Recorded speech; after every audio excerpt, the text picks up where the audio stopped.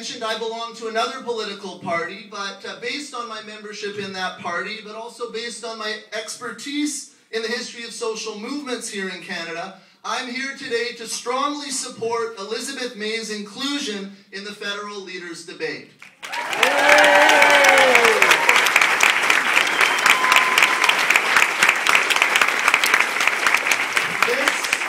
Our fight for democracy is as old as the country itself.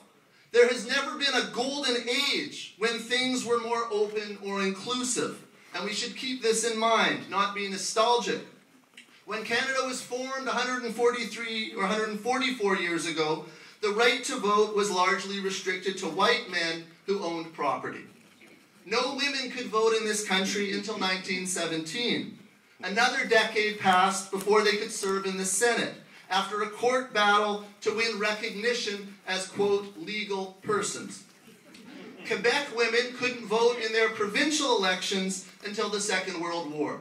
And here in BC, Chinese Canadians, Indo-Canadians, and Japanese Canadians could not vote in our provincial elections until the late 1940s.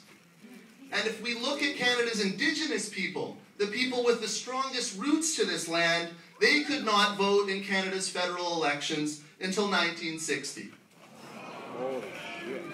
So exclusionary politics and the struggle for democracy are as old as this country itself. And democracy, as we are seeing today, is still being contested. So why is Elizabeth May being excluded from the debates? She's a woman. Certainly, patriarchy continues to persist in this country. Another factor, I think, has to do with the role of the elite. Powerful interests here in Canada do not want her message of change, nor do they want other alternative voices to be heard.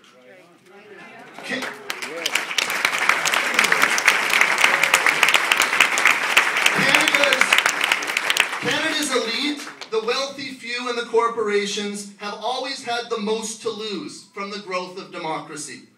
Democracy means sharing power, sharing decision-making, and sharing resources. It means redistribution, which disrupts the biases and privileges of outdated and closed political systems. So here in Canada, we see 5 media executives conspiring to safeguard the interests of a vested elite.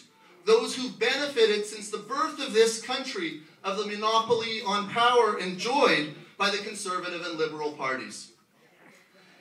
So it's particularly objectionable, and something I don't hear mentioned a lot in the commentary, is that 2 of the 5 media organizations involved in this so-called consortium are publicly owned by us, the people of Canada, the Canadian Broadcasting Corporation and Radio Canada.